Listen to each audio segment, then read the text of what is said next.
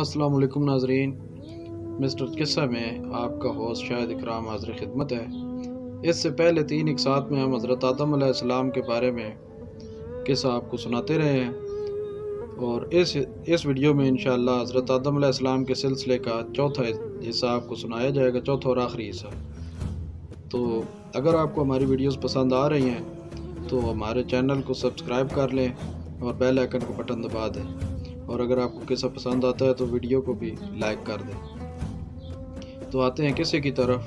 حضرت آدم علیہ السلام کے حسن و جمال کے بارے میں روایت ہے کہ آدم علیہ السلام کی ذہانت تمام بنی آدم کی ذہانت کے برابر ہے۔ بعض علماء نے نبی پاک صلی اللہ علیہ وسلم کے فرمان میں حضرت یوسف علیہ السلام کے پاس سے گزرا تو دیکھا کہ انہیں حسن کا ایک کثیر حصہ عطا کیا گیا ہے کے متعلق فرماتے ہیں کہ اس کا مفہوم یہ ہے کہ حضرت یوسف علیہ السلام کا حسن حضرت آدم علیہ السلام کے حسن سے آدھا تھا، اور یہی صحیح بھی ہے، کیونکہ حضرت آدم علیہ السلام کو اللہ تعالیٰ نے پیدا کیا اور ان کو اپنے ہاتھ سے شکل و صورت عطا کی تھی، ان میں اپنی روح پھونکی تھی، اور ظاہر ہے اس نے انہیں تمام چیزوں سے زیادہ حسن و جمال ہی بخشا تھا۔ حضرت عمر رضی اللہ تعالیٰ عنہ سے بھی مرفوعاً و موفوقاً روایت ہے کہ اللہ تعالیٰ نے جنت کو پیدا فرمایا تو فرشتوں نے عرض کیا، اے ہمارے پروردگار، یہ جنت ہمیں عطا فرما دے، بنی آدم کے لیے تو نے دنیا بنا دی ہے جہاں کھائیں گے پیئیں گے۔ تو اللہ تعالیٰ نے فرمایا، مجھے اپنی عزت و جلال کی قسم، میں اپنے ہاتھ سے تخلیق کیے گئے آدم کی اولاد کو اس مخلوق کی طرح نہیں بناؤں گا جس کو میں نے کہا ہو جا تو وہ مارز وجود میں آ گئی۔ صحیحین اور دوسرے محدثین کی کئی طرف سے روایت کردہ ایک حدیث میں آتا ہے کہ اللہ تعالیٰ نے حضرت آدم علیہ السلام کو اپنی صورت پر پیدا فرمایا۔ حضرت آدم علیہ السلام کے وصال کا ذکر کرنے سے پہلے حضرت آدم علیہ السلام کے صالح بیٹے حضرت شیث علیہ السلام کے بارے میں ذکر ہو جائے۔ جب حضرت حابیل قتل کر دیے گئے تو اللہ تعالیٰ نے حضرت آدم اور حضرت حوا علیہ السلام کو اس کے بدلے میں ایک نیک اور صالح بیٹا حضرت شیث علیہ السلام عطا فرمائے۔ حضرت شیث علیہ السلام کو نبوت بھی عطا کی گئی، اور ایک روایت میں ہے کہ آسمانی کتابوں کے علاوہ بھی 109 صحائف اتارے گئے۔ مختلف روایات میں صحائف کی تعداد مختلف ہے، اس میں سے 50 صحائف حضرت شیث علیہ السلام پر نازل کیے گئے۔ ایک روایت میں ہے کہ حضرت آدم علیہ السلام کی رحلت کا وقت جب قریب آیا تو اپنے بیٹے شیث علیہ السلام کو انہوں نے تمام عبادات کی تعلیم فرمائی اور تمام عبادات کے وقت بھی بتائے، اور یہ بھی بتایا کہ ایک بہت بڑا طوفان آئے گا۔ حضرت آدم علیہ السلام کی وفات جمعۃ المبارک کے دن ہوئی۔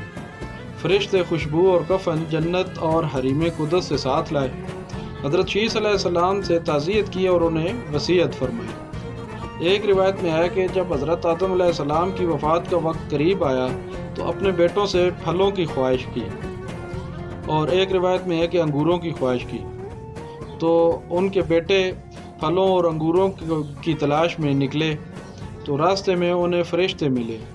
فرشتوں نے دریافت کیا، اے آدم کے بیٹوں، کیا تلاش کر رہے ہو؟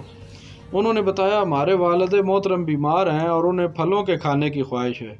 فرشتوں نے کہا، واپس آ جاؤ، تمہارے والد وفات پا گئے ہیں۔ ایک روایت میں ہے کہ فرشتے جب حضرت آدم علیہ السلام کے سامنے آئے تو امی حوا علیہ السلام نے دیکھا اور آدم علیہ السلام کے پیچھے چھپ گئیں۔ حضرت آدم علیہ السلام نے فرمایا، دور ہو جا، میں تجھ سے پہلے آیا ہوں، میرے اور میرے رب کے فرشتوں کے درمیان حائل نہ ہو۔ فرشتوں نے آدم علیہ السلام کی روح قبض کی اور انہیں غسل دیا اور کفن پہنایا اور خوشبو لگائی، پھر ان کے لیے قبر کھودی اور لحد تیار کی، اور اس کے بعد ان پر نماز جنازہ پڑھا۔ ایک روایت میں ہے کہ فرشتوں نے 4 تکبیر نماز جنازہ پڑھا، جو کہ آج تک متواتر چلا آ رہا ہے۔ انہیں قبر میں رکھا اور مٹی برابر کی، اور آدم کے بیٹوں کو سمجھایا کہ تجہیز و تدفین کا طریقہ یہ ہے۔ حضرت حوا علیہ السلام کی وفات 1 سال بعد ہوئی تھی۔ مشہور یہی ہے کہ آپ کے جسد اطہر کو اسی پہاڑی کے نزدیک دفن کیا گیا جہاں پر ہندوستان میں آپ کو اتارا گیا تھا۔ اس کے علاوہ بھی روایات ہیں۔ ایک روایت میں مکہ کے نزدیک جبل ابو قبیس کے نزدیک بھی بتایا جاتا ہے۔ ایک روایت ہے کہ طوفان نوح سے پہلے حضرت نوح علیہ السلام نے آپ کے جسد مبارک اور آپ کی زوجہ محترمہ کے جسد مبارک کو تابوت میں رکھا تھا، اور جب سیلاب ختم ہو گیا تھا، طوفان ختم ہو گیا تھا، تو اس کے بعد بیت المقدس میں آپ کی تدفین کی گئی تھی۔ واللہ عالم۔ حضرت آدم علیہ السلام کی عمر مبارک شمسی سال کے حساب سے 930 سال اور قمری سال کے حساب سے 1000 سال تھی۔ حضرت آدم علیہ السلام کے پردہ فرمانے کے بعد امور دنیا کی باغ دوڑ حضرت شیث علیہ السلام نے سنبھالی۔ حضرت شیث علیہ السلام بھی نبی تھے۔ حضرت شیث علیہ السلام کی رحلت کے بعد ان کے بیٹے انوش نے لے لی، انوش کے بعد کینن، پھر ان کے بیٹے مہلائل۔ مہلائل ہی وہ پہلا شخص ہے جس نے درخت کاٹے، شہروں کی بنیاد ڈالی اور بلند قلعے تعمیر کروائے۔ کہا جاتا ہے کہ بابل کا قدیم شہر بھی انہوں نے ہی بسایا تھا۔ اسی طرح سویس اقصی کے شہر کی بنیاد بھی انہوں نے ہی ڈالی۔ انہوں نے ابلیس کے لشکروں سے مقابلے کیے، ان پہ سختی کی اور پہاڑی دروں میں ان کو مار بگایا، اور بہت سارے باغی جن ان کے ہاتھوں موت کے گھاٹ اتارے گئے۔ مہلائل کے بعد آفت اکالیم کی خلافت ان کے بیٹے برد کے ہاتھ آئی۔ جب ان کی وفات کا وقت قریب آیا تو انہوں نے اپنے بیٹے خنوخ علیہ السلام کو وصیت فرمائی اور حکومت ان کے حوالے کر دی۔ حضرت خنوخ علیہ السلام ہی حضرت ادریس علیہ السلام کے نام سے مشہور ہے۔ حضرت آدم علیہ السلام کے سلسلے کا قصہ مکمل ہوا۔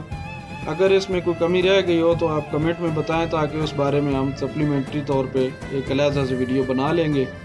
تو اگلی ویڈیو میں ہم انشاءاللہ حضرت ادریس علیہ السلام کی زندگی کے بارے میں قصہ سنائیں گے۔ تو اپنا خیال رکھیے گا۔ اللہ حافظ۔